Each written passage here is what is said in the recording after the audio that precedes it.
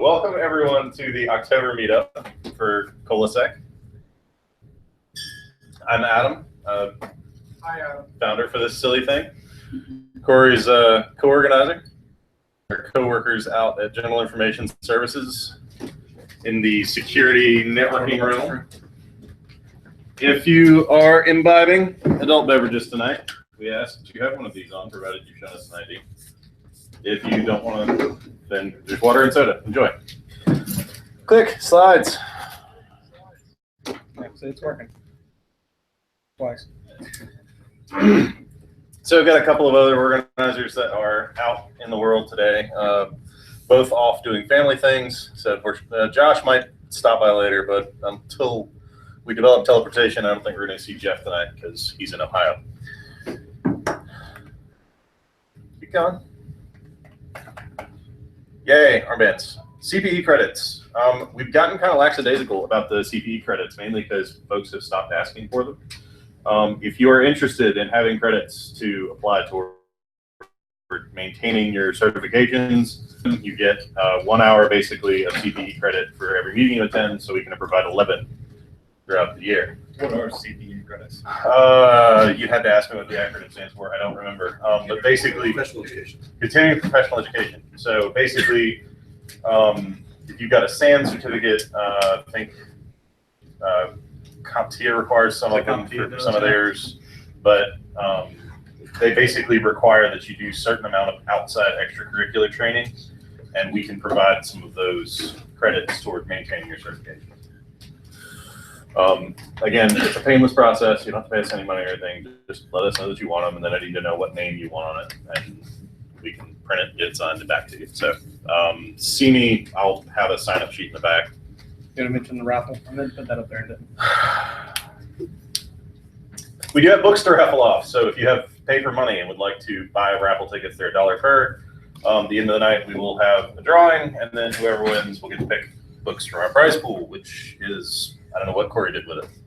So, You can't look at the books right now. I'm using them as a laptop pen. In a minute. they're serving a vital function to the The tickets for there. continuing operation of ColaSec. So anyway, see me during the break. We'll happily get you set up. Upcoming events. So first thing to get out of the way is Brew Day. So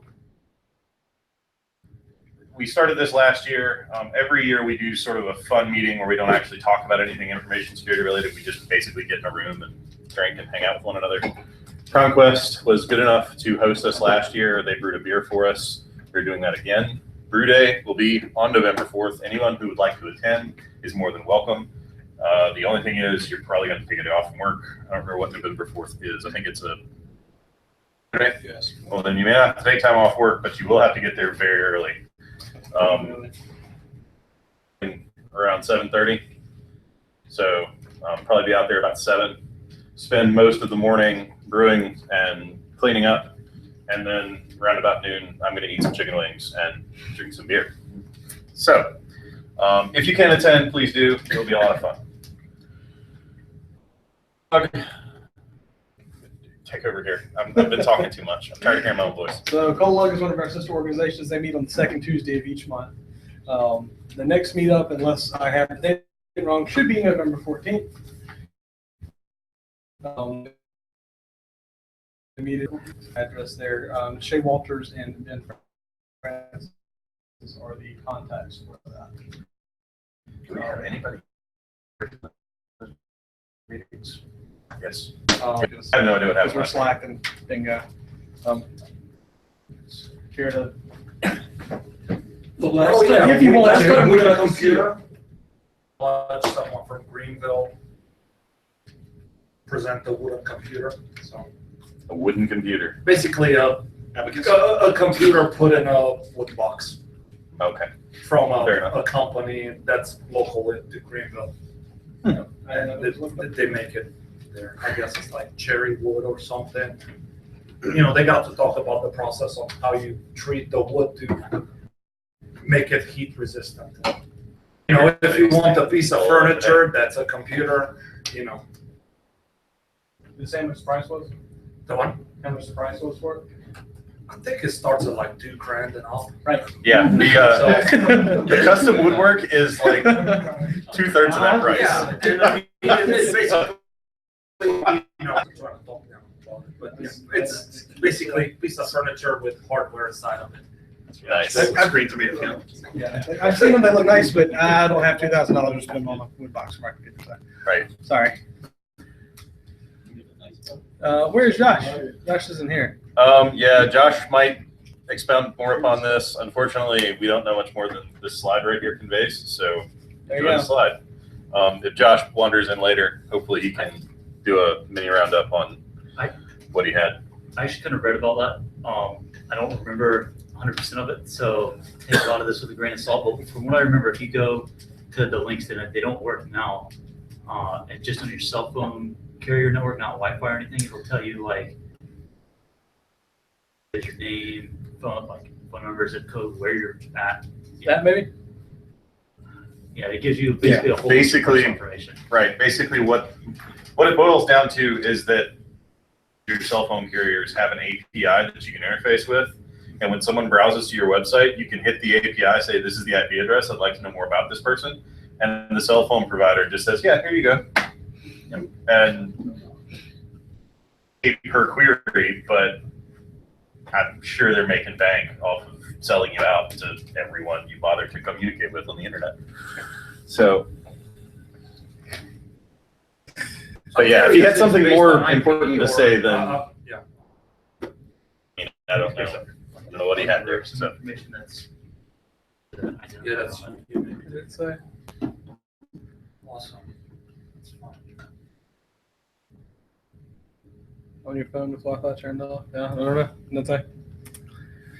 See if it said what all you had to submit. News. you didn't include my gift, did you? No, no gift for you. Damn it. Something funny about Wi-Fi, I don't know. Yeah, say no to crack. My favorite response to this whole thing is the release the Kraken. But instead of showing the actual Kraken, it's just a baby that can't pick its head up crawling across the kitchen floor. Yeah. I'll have to find the GIF. It was meant to be right here, and Corey let me down. I'm Sad. the only one who has access to have the slides. Right. No. Something about getting pizza here. Right. So anyway, if you've been under a rock or not paying attention at all to the news, Wi-Fi is broken. So that's cool. You can apparently retransmit the third packet in the negotiation when you're first connecting. And you just keep doing that. And eventually it defaults the encryption key back to all zeros. But it's built into the standard, so it affects everybody except Windows, because Microsoft and Apple didn't code to the standard. Granted, if you connect to it's WPA2 with pre-shared key. If you're connecting to that, it doesn't matter. You're still vulnerable. So yeah, it's going to get even more interesting. I really want to see somebody build an exploit for this into a cat collar and just sending it around, like de-authing people off of their networks. Just break wireless everywhere for everybody. But yeah, anyone got anything else in the news that's been interesting in the past month? Unit 180 out of North Korea looks like they got access through South Korea to the war plans, including how to decapitate, Rocket Man. Oh God. There were a few incidents of military just like having contractors just didn't do something. Okay, who's your antivirus? Is it Kaspersky or whatever else? I mean, Oh, that's a bad yeah. deal in case you're an SA contractor. takes All right, stuff. is anybody not up on the Kaspersky situation? So the U.S. government has, at this point, basically just chucked Kaspersky under a bus. Well, the U.S. government, the Russian government, it depends on your perspective, really. And Israeli government. And the Israeli government. So the Israeli cyber spy team basically caught Russians using and Russia. US everything Kaspersky out. There were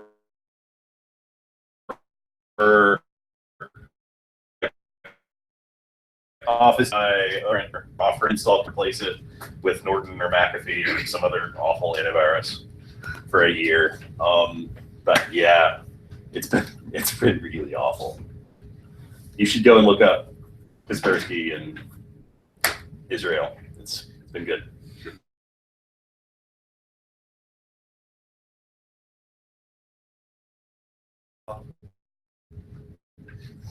Sort of like, Sure. you know, what False it's like. flag or Yeah, it's like, you Right. know, let's just try because these guys.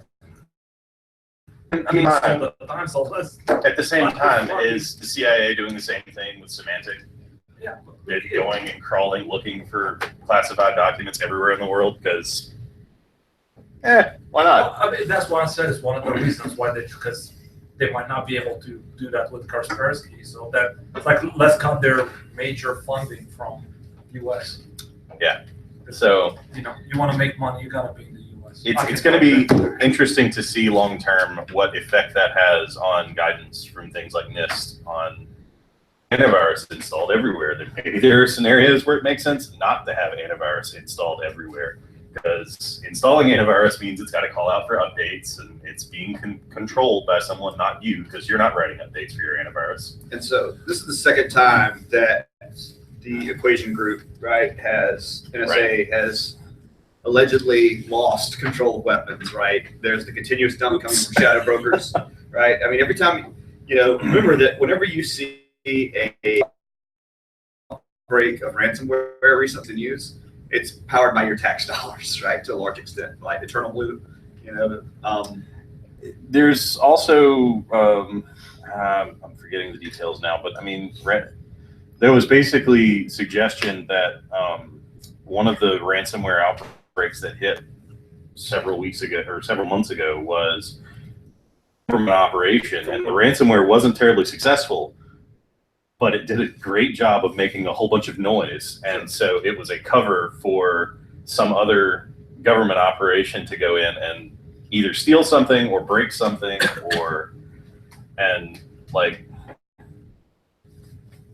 so if you're a contractor, stop taking home your weapons platform on your personal laptop. it's probably a bad idea. Yeah, don't do it.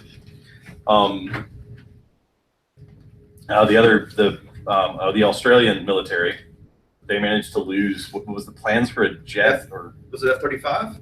I think it was F-35 stuff, but it came down to a contractor had set up some appliance somewhere and the password was admin that he logged in to administer it. So default creds left on the box and government secrets are gone. Poof. Contractors are not your friends. That's really not the lesson there, but I mean, at the end of the day, go back and check, make sure that, you know, the dumb stuff is taken care of. So, any other fun stuff? RStagno reported a flaw in some RSA libraries are used for generating keys off of like key cards and such. A lot more easily background. That important though. No. Right. No problem. Yeah.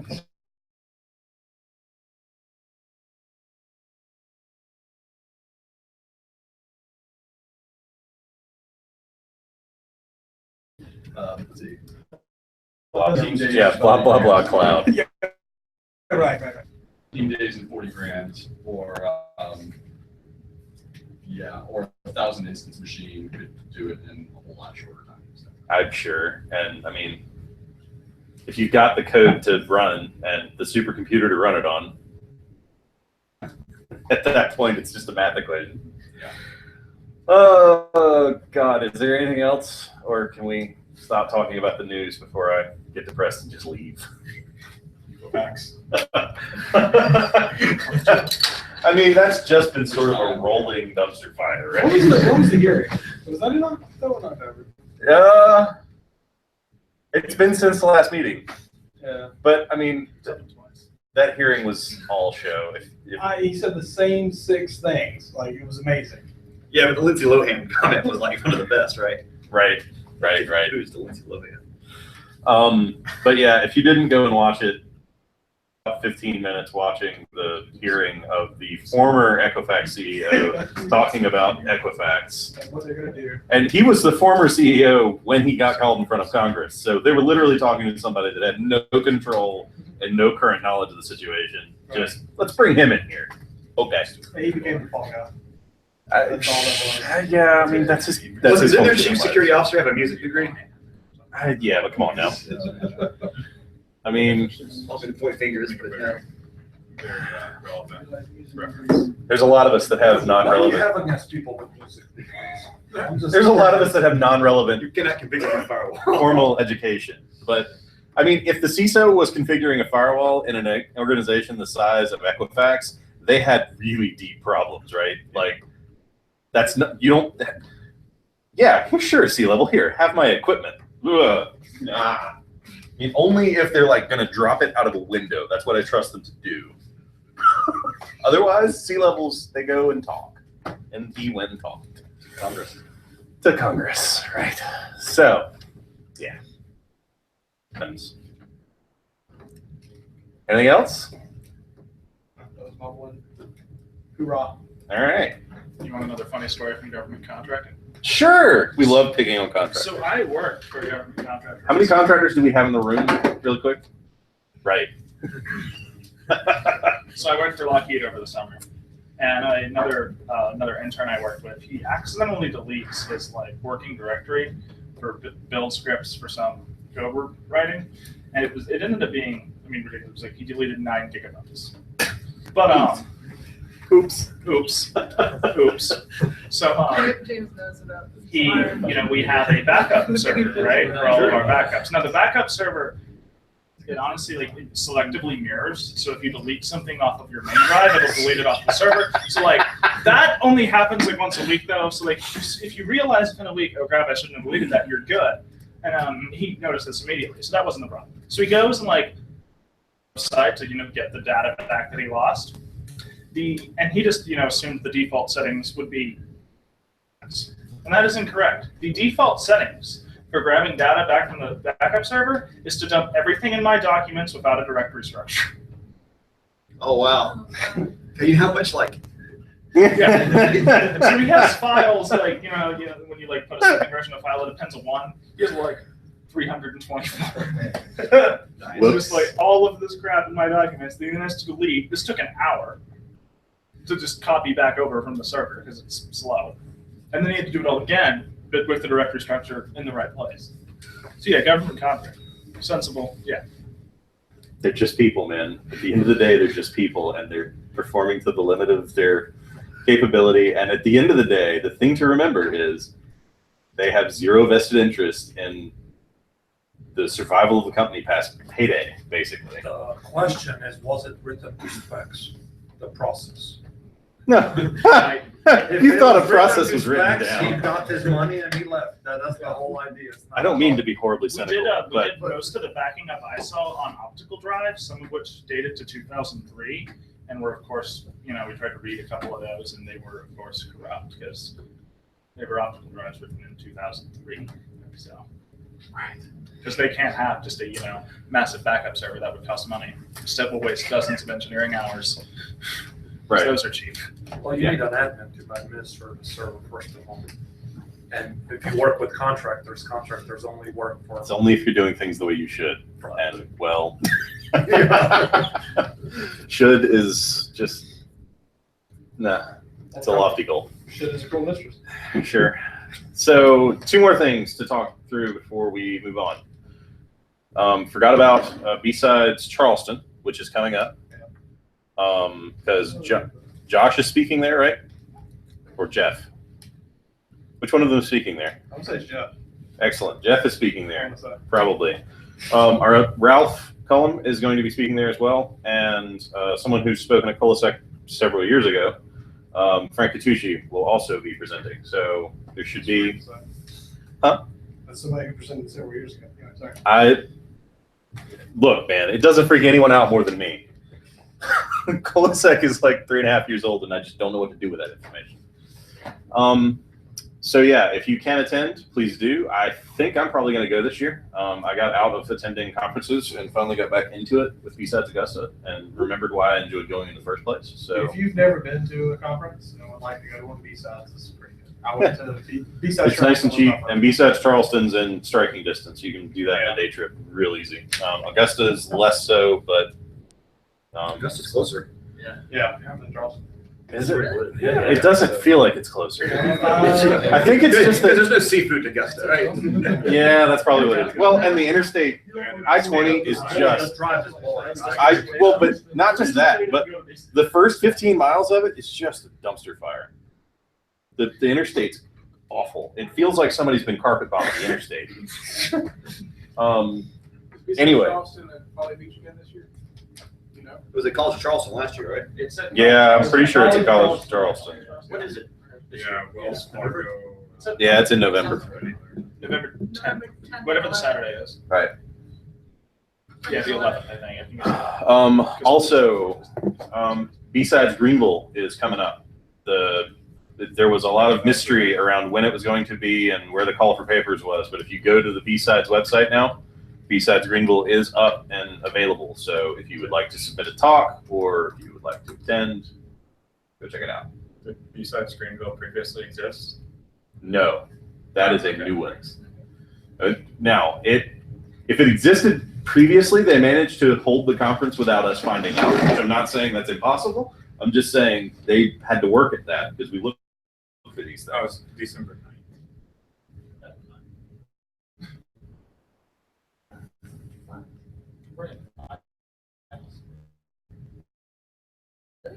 That's bad juju. All right, so Josh is on Hangout. if there is nothing else to move forward, Josh, do you want to say anything before we move on? That's working. Hello, Earth. Can you say anything? Can you guys hear me? Oh, you sound awful, sir. Excellent. No, I'll remain quiet then. I'm betting Josh is standing in a soccer field. If he's still doing what he told me he would be doing this evening. So yeah, your voice is not coming through, sir. I'm sorry, but we'll have to fit you in later. All right, so at this point, we'll take a quick break. Grab yourselves. Real quick. Yeah, For Scott. those interested, post this in the Slack chat, but Wells Fargo is going to have a lot of security positions open that are going to be remote work. I don't know any too much details, but apparently it's going to be like a lot. So keep your eyes out. And it's going to be Charlotte, but remote. So maybe Columbia. Okay. And I think it's all levels, like skill level positions. Like a lot. Let me aggravate you in just a second because I think I tried to get linked up with somebody on Twitter about that and they never got back to me. So anyway, Slack. huh? I didn't mention Slack. You didn't mention Slack. We have Slack. There's your Slack. If you're interested. ColaSec.slack.com? Yeah. Yeah. And you have to request and then we Yes. yeah. So There's like GIFs in our Slack channel, right? Like my work channel is all GIFs, right, for Slack. And there's Dude, none. I don't understand channels like that aren't just pure GIFs. If you're not communicating in GIF We're form, straight business. We're getting things done in Slack, all right? right? Don't start. Real quick before we take intermission, these are our sponsors. US Incubator, obviously, is where we're at. Witty Octopus is hosting SCBG, which we didn't talk about this month because nothing much really happened with it. We did run through all of the equipment that we have on hand now because somebody keeps adding equipment to the pile. Come at me, bro. But we at least have a handle on what equipment is available. I would like to get another session going so folks can get their hands on business class server hardware. But yeah, get on the listserv. We'll email you about that. Lock fail. Yeah, one thing about that, could you schedule it like more than 3 days in advance. Yeah, we could do that. It's entirely possible. I've Yeah, been because, actively you know, trying to buy a house, so No, I'm Finding- not trying to blame. I kind of squeeze it in wherever I'm not house hunting with my soon-to-be wife. So lock fail, they come down usually in July, right? Yes, They June. No, June. June. They will lock picking village. And hopefully they'll come back down for the December meetup without their Okay. hardware. Yeah, y'all can meet them. Justin Ordine is one of the ones that comes down. He does the OSINT Yes. framework, right? He's one of the ringleaders of the OSINT gang. Yeah. OSINT framework. I think. And then Training Concepts now works there, and he has given us more than a few talks about this. Sort of being a backbone for some of our study groups. Ralph has been absolutely invaluable. Thank you, Ralph, if you're listening, or go back and watch this video. Yep. Cool. Let's we'll take about a 10-minute break, and we'll get our presenters set up. Come back and introduce them. And go forth. Awesome. Okay. So I'm going to introduce our presenters. They're going to be presenting 2017 Capture the Flag competitions, CSAW and MITRE. They're going to do a little wrap up of those and kind of showing you what they did during those CTFs. It's going to be presented by one Mr. James Coman, William Edwards, and Noemi Glaeser. Noemi. Yeah. Okay. So there you go. Adam will be back in a minute. He's wrestling up a whiteboard, so we might have to pause. So we'll get everything transferred over to the laptop and let them kick it off. Did you take them? Your backups. Oh, yeah. All right, so this is we competed in two Capture the Flag competitions back in September. All the servers actually still up, but that's why it's been over a month now. But we're just gonna go over like rounds we did that weekend, how we solved, the ones we did solve, and a little bit of just methodology behind it. Yeah, so the two specific challenges we competed in were CSAW 17, which is hosted by the Desires Lab at NYU. Desires stands for like defensive security. It's a really long acronym, but it's basically like that's information security.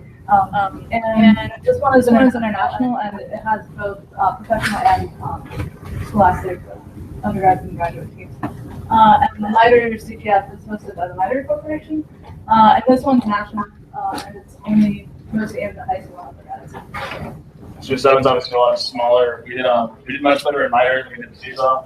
We saw, a much bigger pool of fish. So first we're going over the section of like how to install. They're just held for the weekend. We do have it going on. So we got together in the faculty lounge on Friday night. Ate pizza, and then I said, like work on the next day, just working around stuff. Is this our whiteboard? Yep. That'll work. All right. This is all you have to see, right?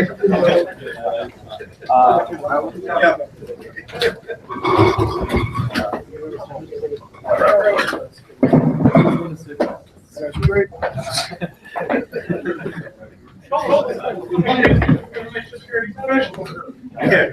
Do y'all remember when those meet over at the technology?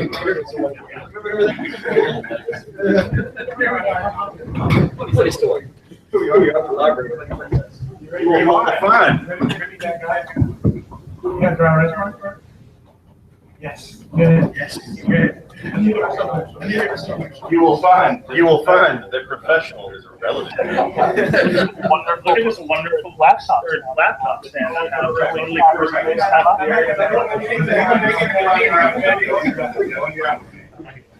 got $1.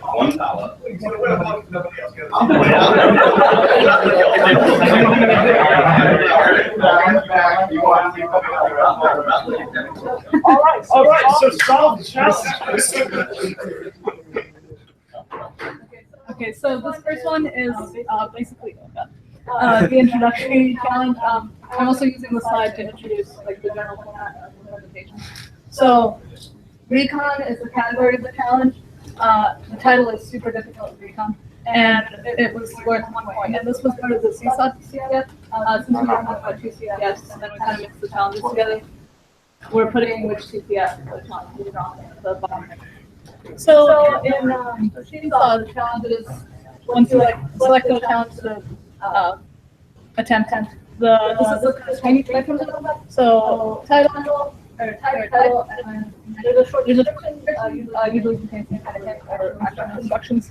And this one, since it's the first challenge, and just like the simple intro one, it's just a free point. It tells you that the flag is moved like that, and enter it into the solution box, and you get a free point.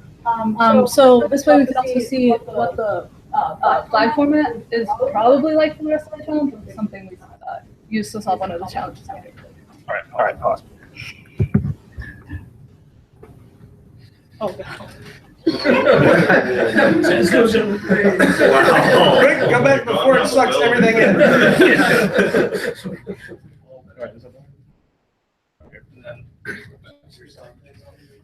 Okay, I'm from the legal level now. Go away. All right. So I didn't have my mic muted. All right, you done? Yeah. Okay.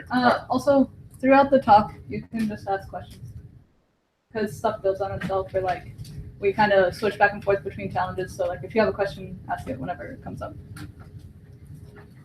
All right, so this was the first actual challenge that we looked at. It's in the miscellaneous category. It's called serial, and all it gives you as a description is this command, a netcat command to connect to that domain at this port. So we run this command, and this is what comes up. Can you guys read what's up here? This first line says 8-1-1 even parity. Respond with 1 if you got the byte, or 0 to retransmit. And then it prints out 11 bits. You can send a 1 or a 0, and it prints out another 11 bits, and so on and so forth. So when we're figuring out what to do here, the first thing we looked at is what is this mysterious phrase 8-1-1 even parity. We Googled that. We found out it's actually a standard format for describing data that's being sent over a transmission. So that stands for 8 data bits, 1 parity bit, and 1 stop bit. Stop bit just being a 1 that's at the end to indicate the message is over. And a parity bit is a bit that's calculated from the rest of the bits to verify that the message was transmitted correctly. So even parity means that the message was transmitted correctly if there's an even number of 1s. So if the original message had an odd number, then you set the parity bit to 1 to make sure it's even. And if the original message had an even number of 1s, then you just leave the parity bit at a 0. And that way the receiver can check the number of 1s and see if it was sent correctly. So it says respond with 1 if you got the byte and 0 to retransmit. So we figured this meant that if the parity bit checks out, then you send a 1. If it doesn't check out, then you send a 0. So we wrote a quick Python script over here to do that for us, using the socket library to read and write from stream. Computes whether the parity bit is correct, and then sends a 1 or a 0 as appropriate.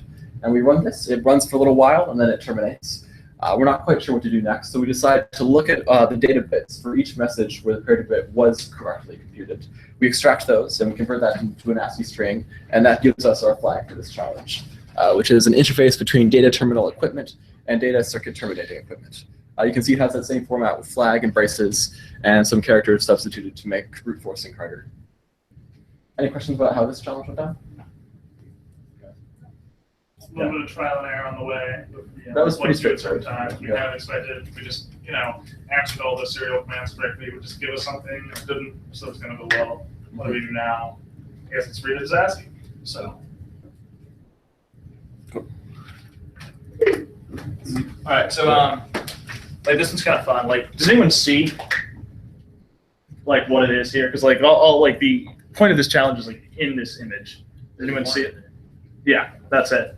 So it actually there's a link from the when you click the challenges, it gives you a link to a web page, and on that web page it has the flag just in plain text.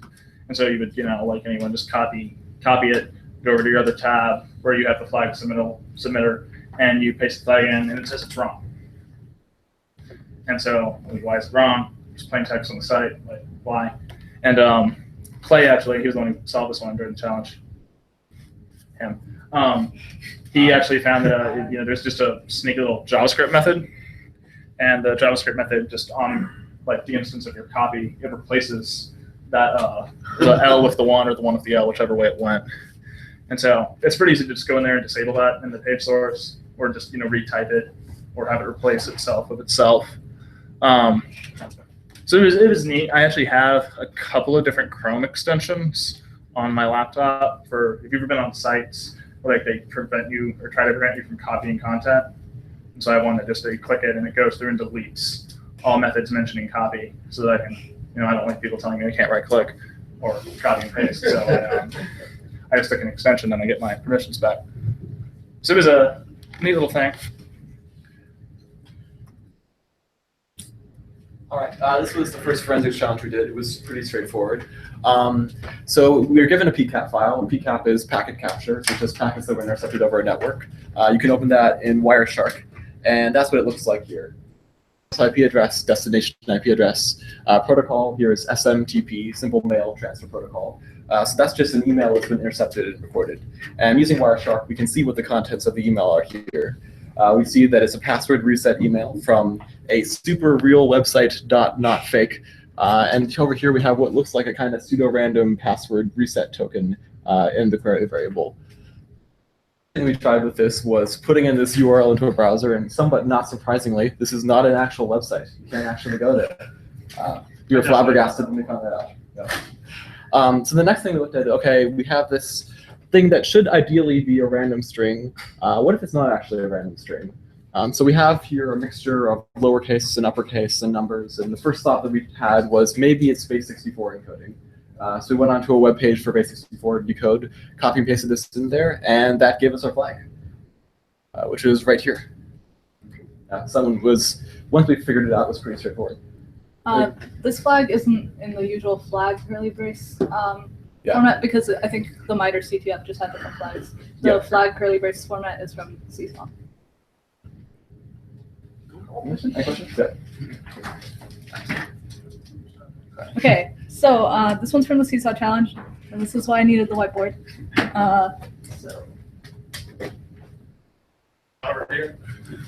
Got it. Okay, so this one's a cryptography challenge, and it's called Another XOR for 100 points. So what we were given, here's a screenshot. We got a Python file called cipher.py and a file called encrypted, which is just a simple plain text file. So we, and the encrypted file contains the ciphertext, which presumably if we crack it, we can figure out what this flag is. So we can open the Python file and that, do we have a screenshot of that? Not as a Python file. Okay, basically that's fine. If you look at the code in the Python file, you can figure out what the algorithm is for determining or for encrypting something.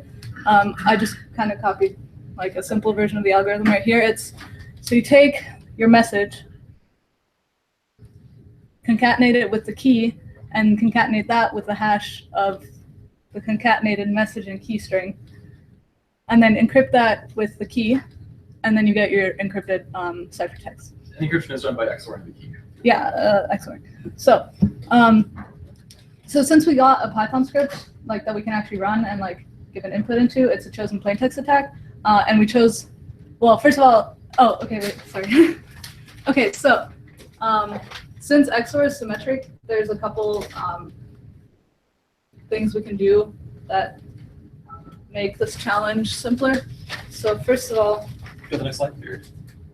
Oh yeah, okay. I guess I don't have to write that. So this is the algorithm that was used in the Python file. Since XOR is symmetric, we can also reverse in the ciphertext with the key, gives us the plaintext, which is this formula right here. And again, we can switch around some of the arguments and get this formula right here. Does that make sense to everybody? Okay. So we basically get two extra formulas out of like this algorithm that we can use when we're cracking the plaintext. So first of all, we used this one. Hang on. We guessed that the message was going to be the flag because we're trying to decrypt the message, so that would contain the flag. So we used this formula right here. Sorry. Second one. Yeah, the second one. To get that, if we guess the plaintext is starting with flag curly brace, which all the flags have been so far, we could get part of the key. So what we did is, this is using formula 2. The X's indicate the ciphertext, and then XORing with S, which is flag curly brace, we get a space qua. So we've gotten a part of the key. This is is the key, and this is.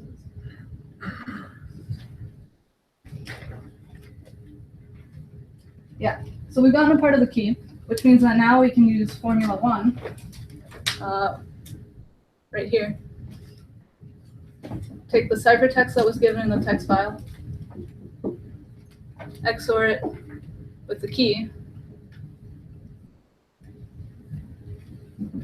But the key has to be repeated over and over again until it matches the length of the ciphertext to get the full plaintext.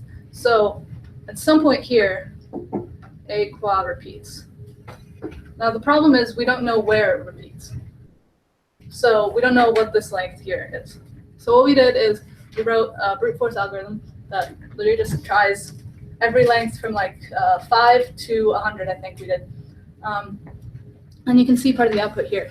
So this is just a screenshot of the interesting part. You can see the key lengths are printed right here, 64, 65, 66. And some of these say failed because it detected ASCII characters that aren't not printable. So that's why those don't actually have outputs. But then here at 67, you see something interesting. When the length of the key is 67 characters long, when it reiterates, we get this word sync. So we're like, oh, well, this looks real. And then looking through the rest of them, we just get some like garbage characters. So we figured, okay, the flag is probably, or the key is probably 67 characters long. So we went with our guess, and we repeated it after 67 characters. And so what we get now is, this is using formula 1, so the ciphertext XOR with the key gives the plaintext. So we get flag, which we already knew. We placed some filler characters in here to make the length 67, just to make it line up. And since we didn't know what they were yet, so we got like, some filler stuff here. And then here, since we guessed a correct length, we get a new part, which we saw up there, which was space, sync, and then some more garbage. So this down here is the key. No, this is the plaintext, sorry. And the plaintext, remember what I said, it consists of the message concatenated with the key concatenated with a hash. So the message is a specific length, the key is a specific length, and the hash is an MD5 hash, which is 16 bits. So at the end here, we have 16 bits of an MD5 hash. 16 characters, yeah. Or characters, sorry. Yeah. And then here we have 2 portions. We don't know how long they are, though. But we do know that the total is the same as the length of the ciphertext, which was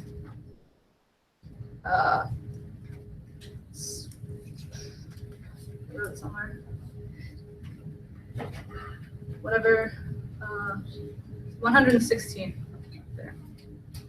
Okay, so, and we know that the key, since we brute force the length, is 67. And 16 minus the sum of these two gives us 30 for the actual message.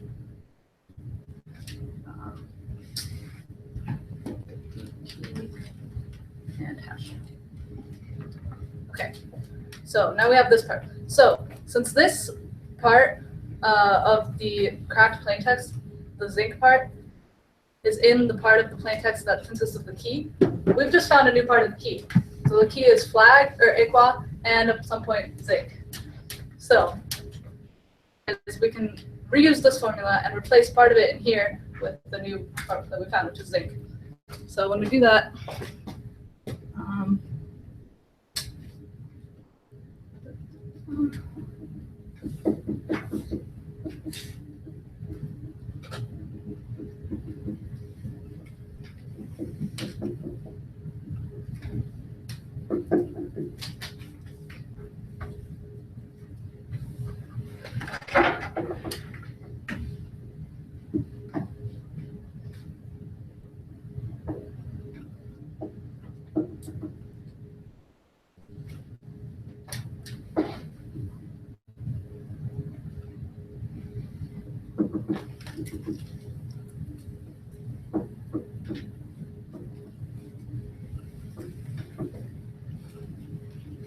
okay, so since we have 2 new portions now in the formula, we get 2 new parts. This part that says CS3 CRA, zinc, which matches up with aqua, the second one that we found earlier. Something like that. So we can keep getting new parts. I think this one is still part of the message when we counted the actual number of characters. This part is part of the key, and then here there's the hash. So we found a new part of the key once again, and we can keep cycling through this process until we get all of the key. Yeah. Which is what we're doing here. You see, we keep getting like the new parts, HUDPA, Secret, we got some X. So we have a demo that shows us. Oh no, sorry, that's later, different part. Yeah, so we keep doing that, and the key here is that the reason this works is it was kind of like the challenge is written in a way that since you're, can you go back? Yeah, since the plaintext is the message key and the hash, so the key is in the plaintext and the key is in like the key, it means that you can keep getting new parts of the key. Text. So like as you're cracking the plaintext, you figure out how to crack more of the plaintext. Does that make sense? It's kind of like difficult to explain and not be complicated. Okay, cool. Did we write what the flag was? I think it turns out to be like the flag turned out to be something always used to XOR for my secret. And the message sentence was something about a quart jar of zinc oxide will make. Yeah. And so that's where zinc came from. Is the zinc oxide will make bright paints. Yeah. All right. So this one was sort of had a financial theme to it. You just start writing to this particular socket, and it I think it's like the first prompt it gives you is like, I need a new, and Visa might change. It might be Visa, it might be MasterCard, Discover, American Express. It's asking for credit card numbers, we found out. The only part of a credit card it doesn't actually use is the CVV. So that was a little confusing at first. But so like you have to give it a valid Visa number. And so the way credit card numbers are generated is they sort of have three parts. They have the issuer identifier number, which is the like first 2 to 6 digits depending on the company, and then some companies will have multiple issuer identifier numbers. So that's for Visa, you like pick one of those options. And then the next part, the like main meat of it, is the account identifier. There's a check digit, which is just based on all previous digits and run through some Loon algorithm, I believe it's called. And so the standard for credit cards allows the length to vary, and then companies have their own prefixes, which can also vary slightly in length. As for Visa, so we just wrote a Python script to parse what it says to us, and then it's Visa, we select our Visa IIN, build the rest, and then just with random characters really slap on the correct ending digit and give it to it. And then, it'll ask for another company. So there's like 4 companies it goes through. You just have to read in the right company, pick the right issuer, move on. But then it started getting a little more complicated. There's another person competing with us who he got that far, but he wasn't putting the output. So we just thought that his script was broken. When in actuality, after a while, it stops saying, I need a new insert card. It'll say, I just need a card ending with this digit. Pick any valid IIN, generate the rest, and then calculate the check digit. And then it was starting with a certain phrase. So that was pick an issuer identifier number that matched that. And then ending with another number, which was pretty easy because you're given the check digit and you just have to run through until stuff matches that. And then the last part of it was it would give us various numbers of different lengths and ask us, is this valid? Maybe the issuer identifier number didn't exist, or it was an odd length of 15 I don't think can exist. And if you roll this, it will give you the flag. It just writes it to you eventually. So it was just a little incremental development in Python of, okay, what's the new case? How are we handling this? How have we coded ourselves into a corner with the way our previous methods are written? What do we have to go back and change? So it was kind of neat one. Didn't never got majorly stuck for that long. This is William. Yeah. So this is the first web exploit one that we did. Well, I guess the copying one was sort of web. but more so this one.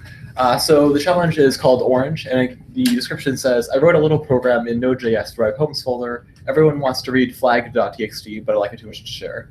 And it gives us this URL, and rather curiously, rather than just having orange.txt in the path, it passes it as a variable to presumably some script on the server side, which then goes, looks on the server, and finds that file to deliver to the user. So think, okay, we're passing a path here. Perhaps we can take advantage of that to access something that we're not supposed to. So the first thing we did was just got rid of orange.txt. They just had flag equals this blank.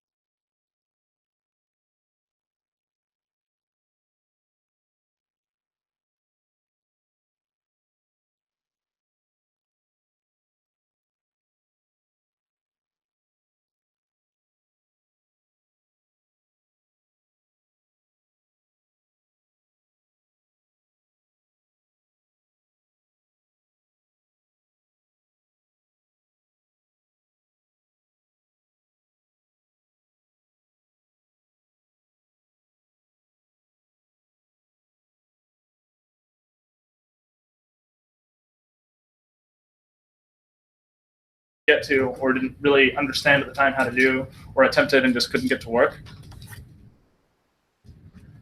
So this was the first one. It was another web challenge, although it's in the crypto category, but it's web-based.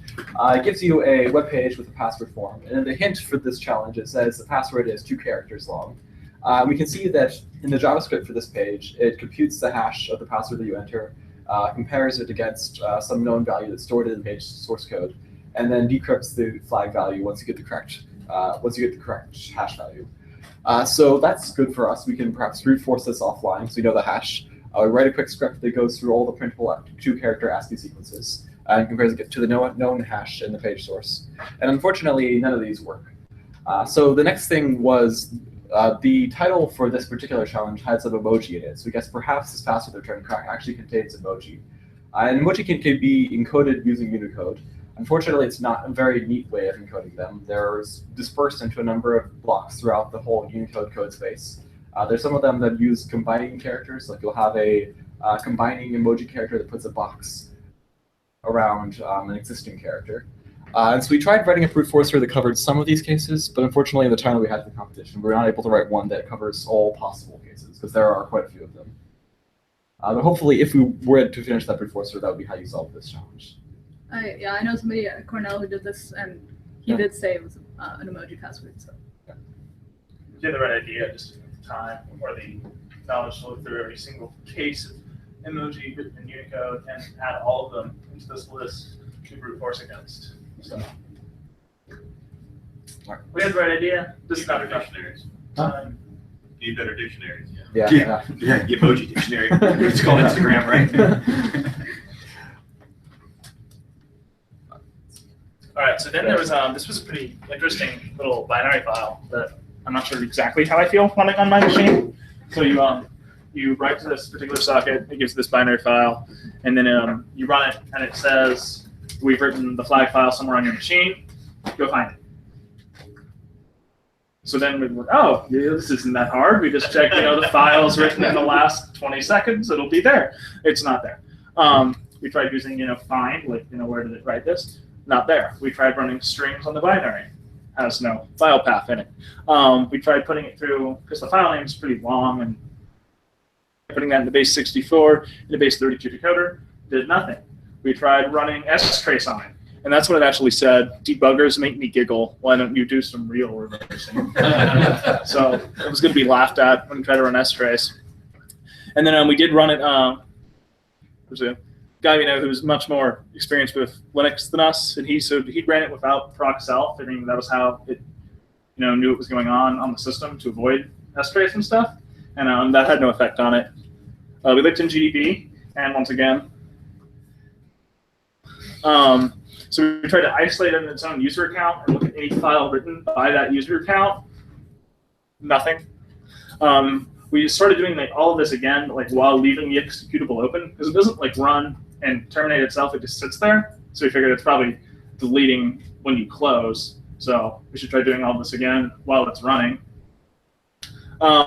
We were able to sort of determine it doesn't actually ever open a file handle. So it's lying to you. It's not actually writing a file unless it can do it faster than iWatch can catch, which it shouldn't be able to. So we looked we eventually just sort of resigned ourselves to object dump, but there was no symbol table, and it was 60,000 lines, and we thought, our lives, we're not going to do that. One thing we did consider doing before realizing that, if it never has a file handle, it won't matter, is taking a snapshot of the VM right before, and then during it, and then after, and then using some comparison utility like beyond compare to mount the VDKs and look in, if you're smart enough to fool Linux, or you're smart enough to fool some random Windows file directory utility to scan the binary of your files. So we ultimately, I still have this file on my machine. I don't know what it did. Apparently it did some, relatively shady stuff, but we just never figured out quite what it did. Yeah. How did you decide it was an opening file handler? Was it an iNotify type tool to see if it opened and closed it? Yeah, it was. Yeah, it was. We were monitoring the proc directories. Yeah. Any files changed since there, because the file handle will appear there. I think we used iNotify to. Yeah, because I notify or I watch Yeah. just in a loop. So it would have had to have done it faster than 1 = 1. It's probably not. I know at least with iNotify, you can register for all changes in a directory tree. You could put it on a very small VM and register across the entire file system and see what goes, but yeah. How about talking about snapshots? Did you try like a system? Like a, Flutter or, ZFS? No. Could you? Yeah, I'm wondering if there's some. Sorry. Go ahead. I mean, if y'all want the file to play with, I can send it to you. Yes. Wait, so you were able to find the file, or you weren't? No, we weren't. It says to you, like, its prompt when you run the executable is we wrote a file to your machine. The issue is we think that that's a lie. Because we've never, pretty sure it never opens a file handle, which would suggest it's not actually writing a file. Did it write a file in memory and never actually put it to disk? I don't know if we checked for that. That could have been, but We should give you all the I say we executable. definitely want the file. I can give you all the file. Just let us know how you do it. Did you guys try anything like packet capture? See what came across the network? Like on the file? I don't know how it was delivered. I just Yeah, assumed it was basically read locally on your machine. yeah. Oh, okay. I think I think this was from MITRE, so it was just a download link. So you download it and then you run it. So I just put it in its own little, MITRE challenge binary 100 directory run, and it says, I wrote this file on your machine, go find it, and it's hard to find. Although yeah, that may be what it did. May have written to memory and not disk. Although would that have avoided any system calls? Because we did strace to see if it did system calls, and it laughed. Well, in that case, it never actually did open the file probably because it detected we were using strace. So Great, thanks. See, it was a tricky little thing. I have it on this machine, so I can send it out after. You just have to tell us how you do it. So yeah, this was sort of our methodology. I set a personal record for continuous consciousness during this weekend.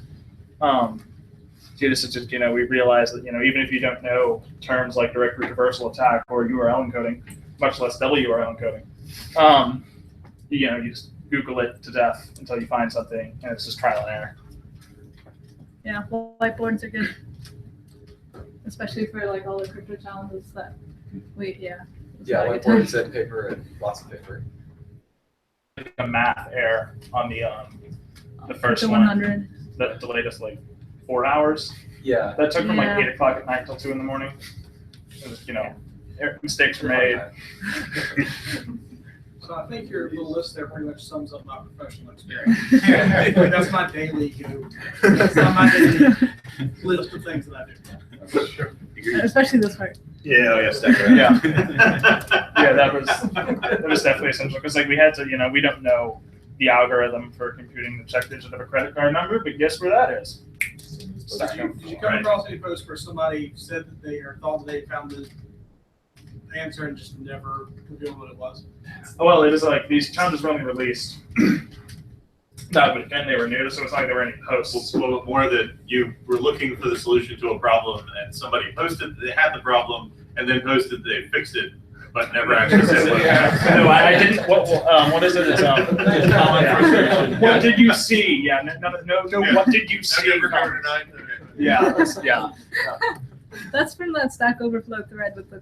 No, that's Oh, no, like no, no, 60. no, okay. Yeah. Yeah. So I had a hard time deciding whether or not I should let go of one I was struggling with. Do you find that it's hard, once you become invested to it, do I drop this? Yeah, realistically, the one with all the exclusive ORing, we spent Yeah. stupid amount of time on that. Probably would have been better spent elsewhere.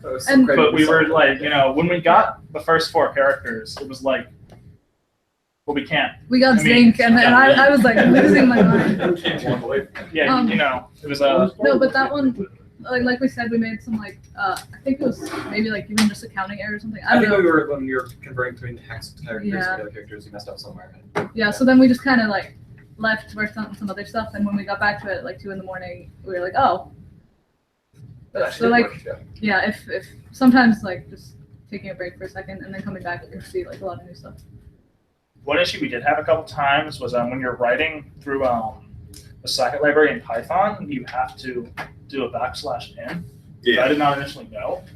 So at times I'm like, I gave you input. Why are you just blinking at me? It took us a good 2 hours. To... So there were some rookie mistakes made by rookies.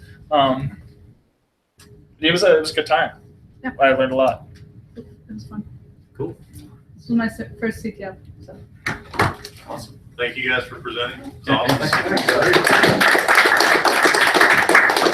And a nice Hitchhiker's Guide reference at the end too. That's pretty impressive.